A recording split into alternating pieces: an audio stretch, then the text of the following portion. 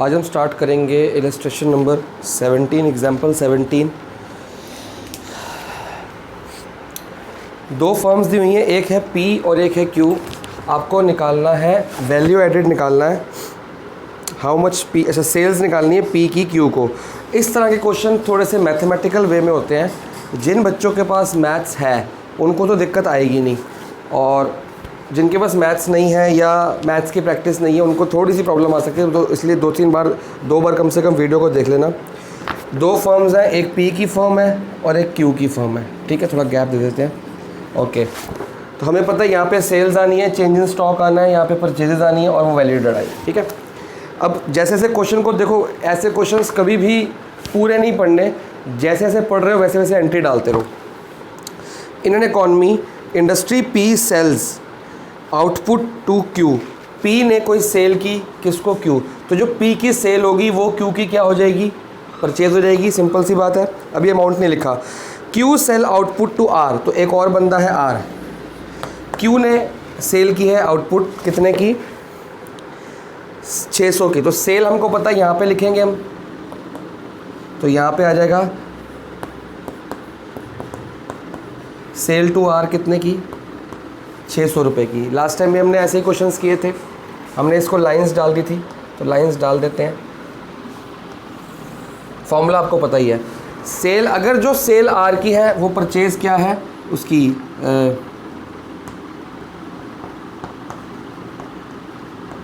Q से लिया है 600 रुपये, जो इसकी सेल है वो इसकी परचेज है। आगे चलते हैं, तो ये मैंने कहा था साथ साथ डाला करो। फिर Q's value added is half of P's value added. जो Q की वैल्यू एडेड का फॉर्मूला यहाँ पे है। वैल्यू एडेड की बात ये हो रही है कि जो Q का यहाँ पे आंसर आएगा, कुछ भी आंसर आएगा, वो जो आंसर है वो हाफ है इस आंसर का। मतलब Q की वैल्यू एडेड इस वैल्यू एडेड की हाफ है। इस तरह के मैथ्स में आपको आते हैं, अकाउंट्स के अंदर भी आपको चीज़ें पूछी जाती हैं। आगे चलते हैं। Assuming P's value of inputs are zero, कि P के जो इनपुट्स हैं वो ज़ीरो है। तो इनपुट्स हमको पता है यहाँ पे लिखने हैं, तो P के इनपुट ज़ीरो कर दिए।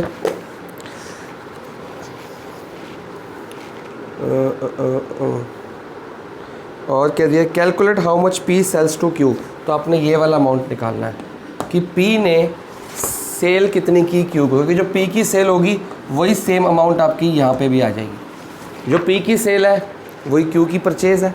तो सिंपल सी चीज़ें हैं। अब इसको निकालना कैसे है, तो हम क्या कर लेंगे, लेट कर लेते हैं, जो निकालना है उसको लेट कर लेते हैं x, इसको ले लेते हैं x। ठीक है, सिंपल सी बात हो, तो ये भी x हो जाएगी, क्योंकि जो इसकी सेल है इसकी परचेज़ है, तो इसकी सेल है तो इसकी परचेज़ हो जाएगी। तो हम यहाँ पे लिखेंगे let sales of P to Q is equal to x। जैसे मैथ्स में और अकाउंट्स में क्वेश्चन करते हैं, अगर ये x है और ये ज़ीरो है तो फॉर्मूला क्या है? x माइनस ज़ीरो, x ये माइनस है ना, माइनस हो गया, x minus zero is equal to x। इसमें देख लो 600 माइनस x, इसमें से माइनस होगा, इसकी वैल्यू एडेड आ गई 600 माइनस x। ठीक है, इसके बारे में कोई इन्फॉर्मेशन नहीं है, तो हमको बोला भी नहीं गया कि इसने आर पे कुछ बेचा कि नहीं बेचा, क्वेश्चन ख़त्म हो गया। तो एक काम करते हैं, इसको मिटा देते हैं, इसकी रिक्वायरमेंट नहीं है। अब सब कुछ आ चुका है। अब उसने क्वेश्चन में एक आपको इक्वेशन दी है मैथमेटिकल कि जो P की वैल्यू एडेड है, मतलब ये वो कह रहा है, ध्यान से समझना। मैंने जो मेरे से पुराने बच्चे पढ़ते हैं उनको मैंने अकाउंट्स में भी और मैथ्स में भी इक्वेशन को, इंग्लिश में जो इक्वेशन लिखी होती है उसको मैथ्स में कन्वर्ट करना सिखाया हुआ है। जैसे जैसे लिखी वैसे पढ़ते रहो, वैसे लिखते रहो। वो कह रहा है Q's वैल्यू एडेड इज़, अच्छा Q लिखा है तो पहले Q लिखेंगे। Q's value added is half of P's value added, ये कह रहा है क्वेश्चन में। तो मैंने अभी आपको सिखाऊंगा, जो पुराने बच्चे उनको तो पता है कि इंग्लिश को मैथ्स में कैसे कन्वर्ट करते हैं। जैसे लिखी है वैसे ही आपने मैथ्स में लिख देनी। जैसे Q's वैल्यू एडेड क्या है? 600 माइनस एक्स, मतलब कि 600 माइनस एक्स, जो ये है इसकी वैल्यू डाल दी। इसको हम बचपन से पढ़ाते हैं, इसको हम इक्वल टू कहते हैं। जो पुराने बच्चे मैथ्स वाले मेरे से पढ़े हैं या जिन्होंने अकाउंट्स में अकाउंटिंग रेशियो सीखा है मेरे से, उनको मैंने सिखाया था इसकी वैल्यू पहले जो आपको इक्वेशन दी है वो लिख लिया करो या मन में लिख लिया करो, जैसे जैसे पढ़ रहे हो वैसे वैसे मैथ्स में कन्वर्ट करो। Q's value added, Q's value added is half, half of का मतलब क्या होता है, मल्टीप्लाई या ब्रैकेट। पीज वैल्यू एडेड कितनी है, एक्स। सिंपल, क्योंकि बच्चे क्या करते हैं ट्यूशनों में सीखते नहीं है, ध्यान देते नहीं है, ऐसे ही क्वेश्चंस को क्या कर देते हैं, थोड़ी कंफ्यूज कर देते हैं। Q's value added is half P's value added, तो कई बार क्या कर दोगे आप, x is equal to half 600 minus X. Sir Q वाली हाफ है ना, तो क्यू वाली को हाफ कर दिया, क्वेश्चन गलत। क्वेश्चन में लिखा है, आप पढ़ोगे Q's value added is half of P, आपने पढ़ लिया सर क्यू वाली हाफ है तो क्यू वाली ये है तो क्यू वाली को हाफ कर दिया, क्वेश्चन वही गलत। आपको जो मेरे पुराने बच्चे मैंने सिखाया है, जैसे लिखा है वैसे ही लिख दो, अपना दिमाग मत लगाओ। Q value added, Q value added, is equal to half, half of का मतलब मल्टीप्लाई, ब्रैकेट, खत्म। ये सही है क्वेश्चन। अगर आप यहाँ पे हाफ लगाते हैं क्वेश्चन गलत हो जाता। अब बस आपने इसको सॉल्व करना है, इसको सॉल्व करके एक्स की वैल्यू निकालोगे, आपका आंसर आ जाएगा। ठीक है, कहाँ पे सॉल्व करें, यहाँ पे सॉल्व कर लेते हैं। ठीक है, थोड़ी सी जगह चाहिए। 600 minus X is equal to X by 2।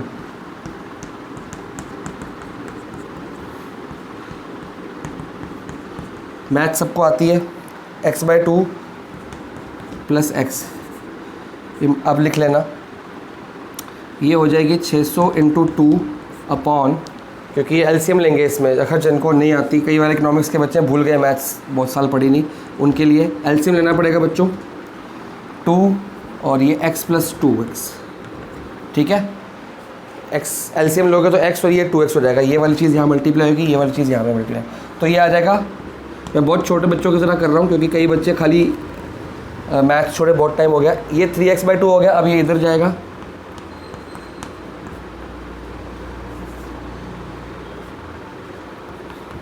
x की वैल्यू, तो ये 3 से कटेगा, 200 इंटू 2 400, तो x की वैल्यू आ जाएगी 400। और ये करोड़ है, क्या है, रुपीज़ है, तो सिंपल सी बात है, इसको रुपीज़ डाल देंगे, पहले डाल देना, क्वेश्चन ख़त्म है। तो इस तरह के क्वेश्चन भी आपको करने को आ सकते हैं और आते हैं। तो थोड़ा सा जिनको पैटर्न पता है, जो मेरे से पुराने 9th 10th में पढ़े हैं, 11th में पढ़े हैं मैथ्स, उनको बताया है कि इसको अपना दिमाग मत लगाओ कि हाफ क्यू की हाफ दी है तो क्यू पे हाफ लगाओ, ऐसा नहीं होता। आपको जैसे लिखा है अब वैसे ही, इसके नीचे ये, इसके नीचे ये, इसके नीचे ये, ऐसे करो। एक दो क्वेश्चन और कराता हूँ, आपको समझ आ जाएगा कि क्या कहना चाहता हूँ मैं, इसको नोट कर लो। नेक्स्ट एग्जाम्पल है जी, एग्जाम्पल नंबर 18। सेल्स, वही फॉर्मूला तो सेम चलेगा, चार्ट भी सेम चलेगा। सेल्स बाय फर्म ए, जैसे जैसे लिखेंगे पढ़ेंगे वैसे वैसे लिखते रहेंगे। Sales by firm A 80 crore and sales by firm B 300 crore. किसको दिया ये नहीं पता, तो ये सेल्स होगी इसकी 80 करोड़, यहाँ लिख दोगे सेल्स। अब ये किसको है, टू ए टू बी, कुछ नहीं लिखा तो खाली सेल्स। अगर लिखा होता टू बी टू ए, अगर ये टू बी होती तो आप यहाँ 80 लिखते और यहाँ भी 80 लिखते परचेज़ में, ठीक है। बट ये टू बी नहीं है तो यहाँ नहीं लिख सकते। 80 करोड़ ये हो गई, और इसकी भी सेल्स है, क्या है, कितनी दिया है, 300 करोड़। चलो, value added by B by C, by B and C, ये तो सी भी है एक बंदा। वैल्यू एडेड की बात हो रही है तो ये वाले कॉलम की बात हो रही है। Value added by B and C are equal, मतलब कि जो अमाउंट यहाँ पे आएगा वही अमाउंट यहाँ पे आएगा, इक्वल है, ठीक है। अभी हमें नहीं पता, हम फिलहाल इसको डैश लगा रहे हैं, बाद में देखेंगे एक्स किसको लेना है किसको नहीं लेना, वो बाद में सोचा जाएगा। पहले पूरा क्वेश्चन पढ़ लो, इसको डैश लगा दिया मतलब ये इक्वल है, ओके। आगे, वैल्यू ऑफ आउटपुट ये ऑफ सी एंड डी, मतलब डी भी है ये और डी आर 280 ईच, मतलब इसकी भी सेल्स 280 है और इसकी भी सेल्स 280 है। सेल्स मत करो, इसकी वैल्यू ऑफ आउटपुट लो सीधा, क्योंकि value of output sales plus change in stock होता है फॉर्मूला।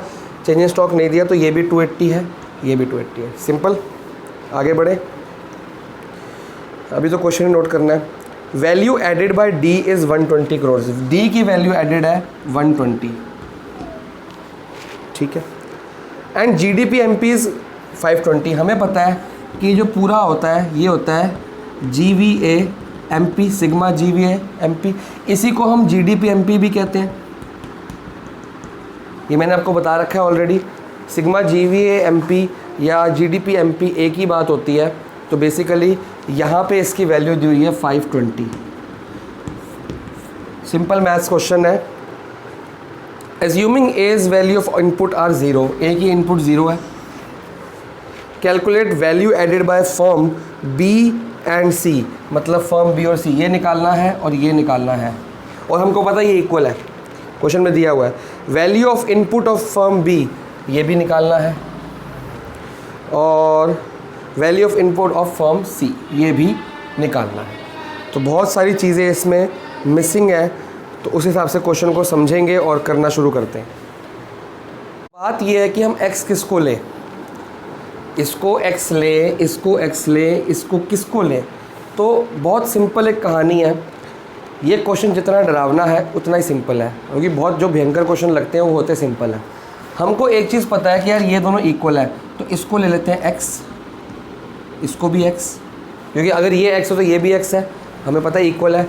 इसको y ले लो, इसको z ले, ठीक है। और क्वेश्चन में आप लोग लिखो पूरा, लेट क्या लिखोगे, value added by b and c equal to x and inputs of b is equal to y, inputs of c equal to z। आप इतना लिख लो, क्योंकि मैं इसको रब कर दूंगा अभी सॉल्व करने वक्त, ठीक है। तो आप नोट कर लो, इतना पूरा का पूरा बोर्ड जो है नोट कर लो, क्योंकि फिर मेरे को खाली बोर्ड ये चार्ट चाहिए, ये नहीं चाहिए। जब हमने लेट कर लिया वो हमने, देखो आप बोलोगे सर चार्ट में लिख तो दिया, लिखने की क्या ज़रूरत है, आप चार्ट में लिख दो और यहाँ मत लिखो, कुछ नहीं होगा, ज़्यादा से ज़्यादा क्या होगा, मार्क्स कटेंगे और कुछ नहीं होगा, ठीक है। तो जो बच्चे सोचते हैं कि सर यहाँ लिख दिए, यहाँ लिखने की ज़रूरत नहीं है, तो वो समझ लें यहाँ आपने अपनी फैसिलिटी के लिए लिखा है, यहाँ आपने टीचर को दिखाने के लिए लिखा है। टीचर इसके मार्क्स नहीं देगा, इसके मार्क्स देगा, आपकी फैसिलिटी, आपका रफ वर्क नहीं देखेगा, वो यहाँ पे मार्क्स देगा। अब हमें पता है, इसको निकालने पहले, ये 80 माइनस 0 कितना हो गया, 80, ये हो ना 80 माइनस 0 80। हमें पता है कि इसका टोटल कितना है 520। तो पहले मेरे को ये अभी ज़रूरी नहीं कि हर बार आपने ये लेना है कि सर ने पहले ये लिया था वो लेना है, ऐसा नहीं, वो आपने खुद देखना है क्वेश्चन में क्या इजी है। मेरे को नज़र पड़ गई बाई चांस, क्योंकि देखो ये में से 300 माइनस y निकालूंगा तो x है, नहीं पता, 280 माइनस z डालूंगा x तो नहीं पता। हालांकि ऐसे भी मैं कर सकता हूँ, पर वो लीनियर इक्वेशन 2 वेरिएबल्स बन जाएगी, फिर मैथ्स का कंसेप्ट आ जाएगा, उसको छोड़ते हैं। हम सिंपल तरीके से इकोनॉमिक्स के हिसाब से चलते हैं।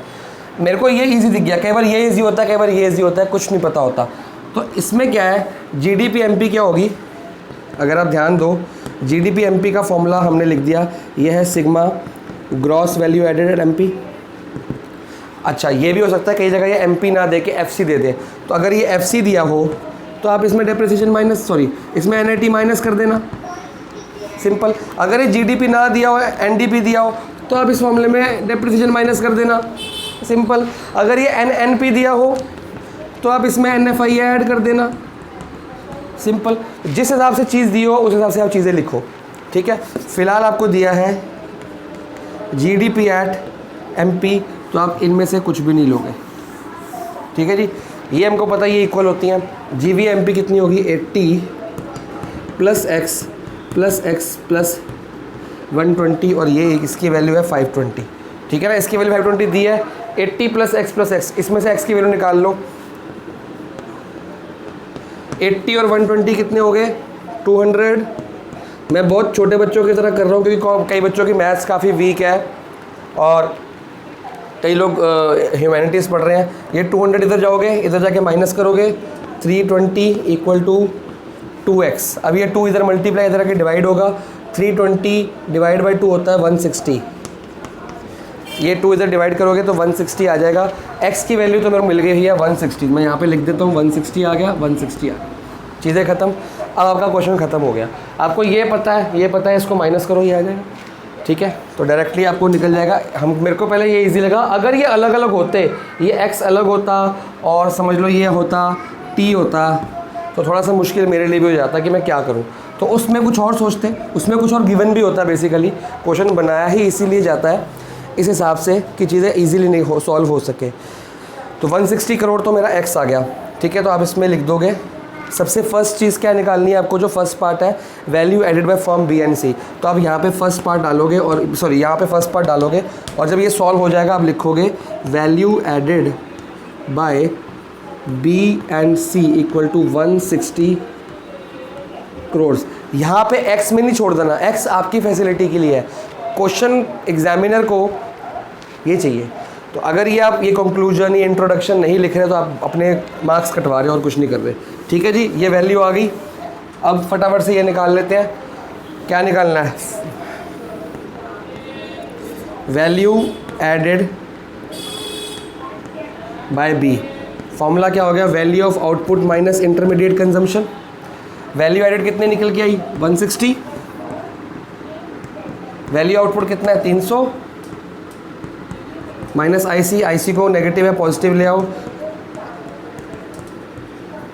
तो आंसर आ गया 300 में से 160 गया, तो ये आईसी किसकी है? By firm B. Answer check कर लेते हैं, मेरा आ रहा है 140 करोड़। ठीक है। सिमिलरली अब हम निकाल लेंगे output of C. Formula same रहेगा, बस सी लिखना है इसमें। सी की वैल्यू एडेड कितनी है? देखो ये फॉर्मूला ना, value added is equal to ये माइनस ये, तो सी की वैल्यू एडेड कितनी है? 160। वैल्यू आउटपुट कितनी है? 280। आईसी निकालनी है, आईसी इधर आ जाएगी। ओके 160, 8 में से 6 गया 260 करोड़। तो क्वेश्चन यहाँ पे 120 करोड़। क्वेश्चन खत्म हो गया। जो जो आपको निकालने को बोला इसको पार्ट चलना है, इसको थर्ड पार्ट, उसको सेकंड पार्ट, उसको फर्स्ट पार्ट। करते हैं illustration number 19 and then will finish up the class. Illustration 19 करा रहा हूँ। Firm A spend 500 crore on non factor inputs. अब नॉन फैक्टर इनपुट्स क्या होते हैं आपको पता है, इनपुट्स में सारे आ जाएंगे, फैक्टर इनपुट्स भी नॉन फैक्टर इनपुट्स भी सारे आ जाते हैं। तो नॉन फैक्टर फर्म ए एक फर्म है, तो इनपुट्स जब वर्ड आ गया तो सारे आएंगे, डोमेस्टिक भी आउटर भी सब तरह के। 500 करोड़ और नॉन फैक्टर इनपुट्स, तो यहाँ 500 आ गया।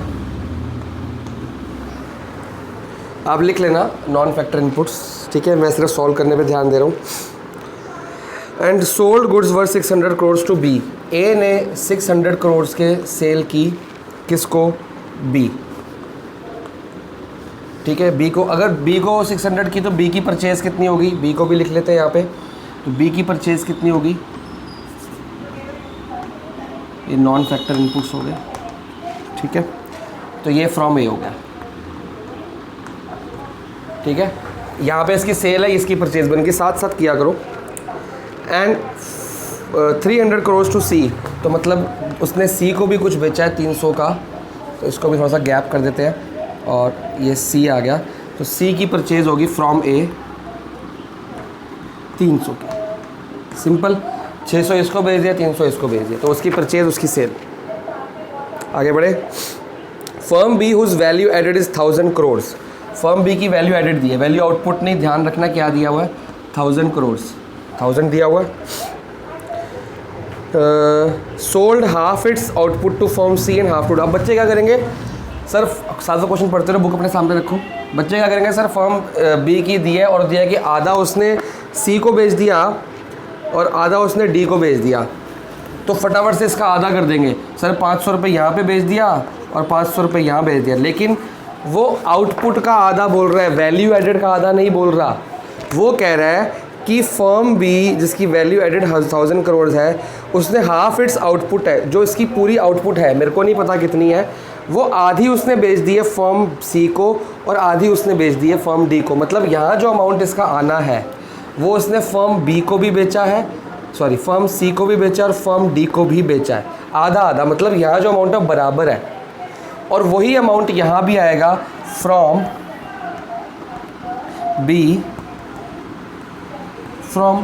बी। बात समझ आ रही है? वो कह रहा है फर्म बी की वैल्यू एडेड है 1000, डाल दी। वो कह रहा है उसकी जो आउटपुट है वो आधी उसने सी को बेची है और आधी उसने डी को बेची है, तो इसने आधी सी को बेच दी, आधी डी को बेच दी, तो सी में फ्रॉम बी लिख देंगे।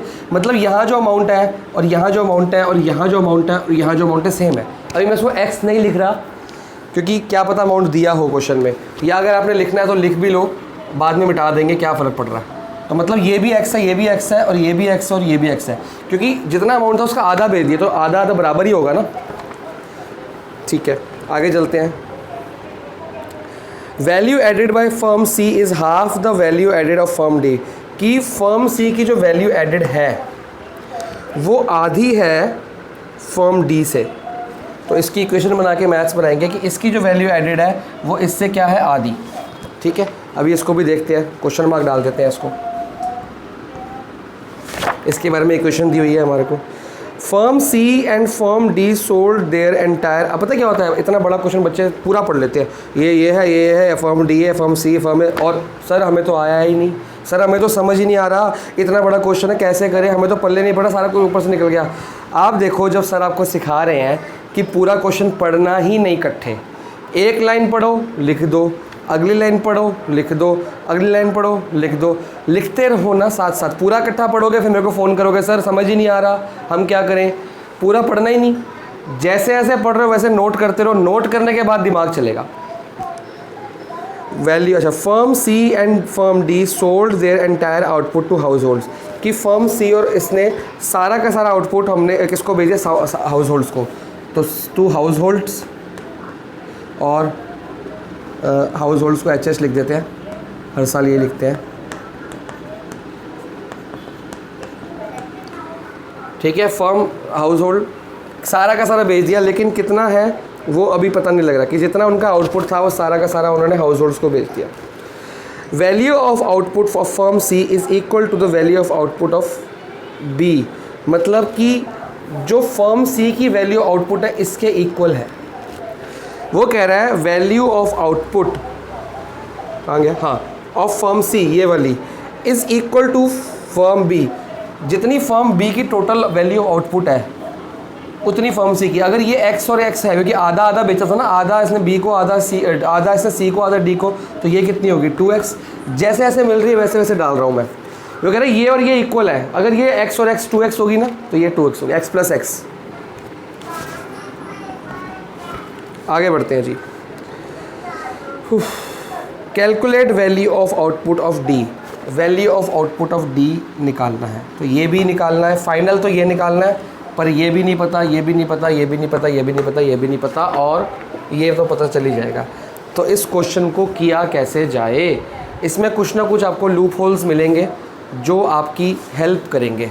ठीक है, कैसे, देखो, ये फॉर्म दिया है A से 600। अब आपने कुछ भी नहीं करना, सिर्फ टेबल भरना है और नीचे लिखना है। ठीक है, ये निकालना है ना, सबसे ऊपर से स्टार्ट करो। ये कितना है, 600 प्लस 300 कितना हो गया, 900, ख़त्म काम। ये जो 900 है, 900 में से क्या माइनस करोगे, 500, ये है ना इसका वैल्यू आउटपुट माइनस ये। 900 में से 500 माइनस करो, कितना आ गया, तो चौक ही टूट जाता है, 400। 900 में से 500 माइनस किया, 400 आ गया, एक काम पूरा। ये कितना है, x प्लस एक्स 2x हो गया। 2x में से 600 गया, 1000 आ रहा, तो x की वैल्यू निकल जाएगी। तो हम अपने फॉर्मूला लगाएंगे, वैल्यू एडिट कितनी दी है, 1000, वैल्यू आउटपुट कितनी है, 2x माइनस 600। तो इसमें से आप x की वैल्यू निकालो, 600 इधर माइनस है, इधर आके प्लस हो गया, 2 इधर मल्टीप्लाई डिवाइड हो गया, x की वैल्यू कितनी आ गई, 2x। सिंपल, पहले एक लाइन सॉल्व की, फिर अगली लाइन पे आ गया। ये देखो, हर लाइन में एक चीज़ मिसिंग है। इस लाइन में मैंने देखा सब कुछ दिया, क्लियर है। इस लाइन में देखा कि पूरी लाइन में एक चीज़ मिसिंग है। एक चीज़ तो आप निकाल सकते हो, फॉर्मूला आपके पास है यार, इस फॉर्मूले में 1 2 3 कुछ भी मिसिंग हो। पिछले क्वेश्चन में ये मिसिंग था, हमने निकाल दिया था, इस क्वेश्चन में ये मिसिंग है, अगर ये हो तो ये भी निकाल सकते हो। ठीक है ना, तो ये आ गया 800, तो मतलब ये भी हो गया 800 और ये भी हो गया 800। ठीक है, चीज़ें क्लियर। अगर ये 800 है तो ये भी 800 है, और ये 800 है तो ये भी 800 है, क्योंकि ये C को और D को भेजा, तो C और D को भेज दिया इसने। तो चीज़ें काफ़ी कुछ आ गई हैं। अब वो कह रहा है कि ये और ये इक्वल थी, तो ये 800 800 कितना हो गया, 1600, तो ये भी आ गया। देखो सारे भेद खुलते जा रहे हैं, सिर्फ एक x निकाला है, तो ये भी मिल गया, ये भी मिल गया, ये भी मिल गया, ये भी मिल गया। अब जब ये 1600 है, 1600 में से ये वाला माइनस होगा, 8 9 10 11, ठीक है ना। C का कर देते हैं,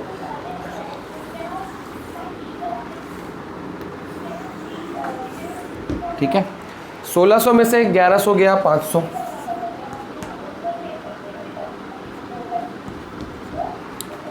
ठीक है, अब फाइनल आपने ये निकालना था तो कोई दिक्कत नहीं है। इसके बारे में हाँ एक और चीज़ क्वेश्चन में दी, अब यहाँ के फंस गए सर, ये भी नहीं पता, ये भी नहीं पता, ये कैसे निकालें। अच्छा ये मैंने चार्ट में तो कर दिया, आपने चार्ट में करने की बजाय, चार्ट में तो आप करोगे ऑब्वियसली, लेकिन आपको रिटर्न में भी करना है कि जब आप ये लिख दोगे ये एक काम ख़त्म, फिर इसको साइड पे करो। इसके नीचे क्या लिखोगे कि हाँ जी x + x कितना हो गया, therefore value of output of sales to C कितनी हो 800, सेल्स टू डी कितनी हो 800, देयरफॉर परचेज फ्रॉम बी कितनी हो 800, परचेज फ्रॉम बी कितनी हो 800। ठीक है, उसके बाद करोगे ये वाला फॉर्मूला, इसमें वी ए की वैल्यू डालोगे 1600, वी ओ की वैल्यू डालोगे 1600 और इसकी वैल्यू डालोगे 1100 और ये आंसर आ जाएगा 500 और वो अब यहाँ लिख दोगे। ठीक है, आपको ये सब कुछ शो करना है, मैं आपको रफली बता रहा हूँ पहली बार। अब सब कुछ हो गया है, बस ये फाइनल निकालना है, पर ये नहीं है। ये निकालने के लिए ये तो चाहिए। अब क्वेश्चन में एक चीज़ और दी थी कि सी की जो वैल्यू ऑफ आउटपुट है, value added by C is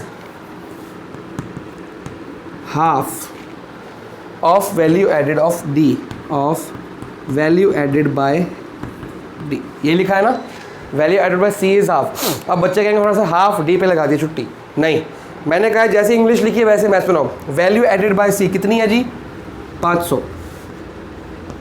देखो आप देखो, जब तक आप ये नहीं निकालोगे तो आपका x नहीं निकलेगा, जब x निकलेगा तो ये निकलेगा, फिर आपका ये निकलेगा। अब जब तक मेरे पास ये वाली वैल्यू नहीं आती मैं ये लास्ट चीज़ से निकाल सकता, तो ये मत कोशिश करना कि पहले इसके पीछे पड़ जाओ। अगर इसके पीछे पड़ोगे ये निकालने के लिए हमको ये ज़रूरत पड़ी है। ये हम कैसे निकाल पाए, जब ये निकला। ये कैसे निकला, जब x निकला। x कैसे निकला, जब ये पूरी चीज़ निकली। तो बहुत सारी चीज़ें ऊपर से नीचे आएंगी, नीचे से ऊपर मत जाना। वैल्यू बाय सी 500, इसका मतलब बता रखा है इक्वल टू, हाफ का मतलब हाफ ही होता है, ऑफ का मतलब होता है मल्टीप्लाई या ब्रैकेट।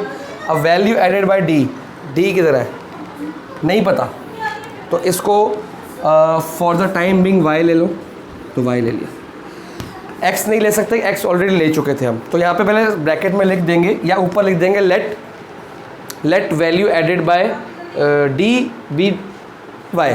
तो हमको यही पता लगना था कि ये लेना है y की, वो हमको समझ आ गया वो y लेना है, क्योंकि फॉर्मूले में वैल्यू एडेड की बात हो रही है। क्वेश्चन में वैल्यू एडेड दिया हुआ है कि value added by c is half value added by d। जैसे लिखा है value by c is equal to half of bracket या multiply value added by d कितना y। अब इसमें से y की वैल्यू निकालो, ये 2 इधर डिवाइड हो रहा है, उधर जाके मल्टीप्लाई होगा, 1000 आ जाएगा, 500 इंटू 1000, तो y का आंसर आ गया 1000। ठीक है, 1000 आ गया। अब जब 1000 आ गया, ये 800 है तो ये तो पता ही होगा कितना होगा, तो प्रॉब्लम ही नहीं है। Value added is equal to value of output minus IC। Value added कितना आया, 1000। फॉर्मूले में गलत मत डाल देना, कई बच्चे क्या करते हैं 1000 यहाँ डाल देते हैं। वैल्यू एडेड के नीचे वैल्यू एडेड 1000। वैल्यू आउटपुट कितना है हमें नहीं पता, उसको VO ही रहने दो, क्योंकि बार बार Z वगैरह लोगे क्या फ़ायदा। ये निकालना है तो इसको 0 यही रहने दो। IC कितना है, 800 क्वेश्चन में दिया हुआ था।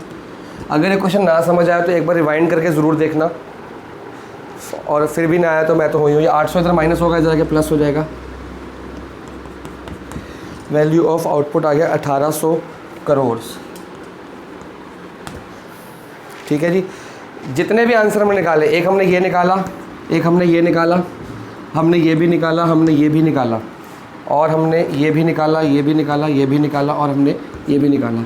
जितने भी हमने टेबल में डायरेक्टली निकाले हैं, सब कुछ आपको एक एक लाइन में नीचे निकालना पड़ेगा। जैसे एग्जांपल में नीचे देखो सॉल्व किया हुआ है सारा, तो आपको सिर्फ ये नहीं कि चार्ट में निकाल दो। 11th नहीं है गाइस, 11th में AC और TC और PC वगैरह निकालते थे, तो उसमें चार्ट में कर दिया, वो चीज़ नहीं है, आपको नीचे सॉल्व करके दिखानी पड़ेगी। बाकी आपकी मर्ज़ी है, आपको कि सर नहीं हमको तो ऊपर ही करना है तो कर लो, कुछ नहीं होगा, ज़्यादा से ज़्यादा मार्क्स कटेंगे और कुछ नहीं होगा, बाकी सब ठीक रहेगा। तो इसके बाद एक ही क्वेश्चन रह गया था बुक में, क्वेश्चन नंबर है, आई थिंक मैंने लास्ट टाइम आपको 14 तक दिए थे। क्वेश्चन नंबर 15 आपका होमवर्क है, इसको नोट कर लो, चलो मैं मैसेज में डाल दूंगा। क्वेश्चन नंबर 15 आपका होमवर्क है, एक ही क्वेश्चन रह गया। नेक्स्ट टाइम स्टार्ट करेंगे इनकम मेथड।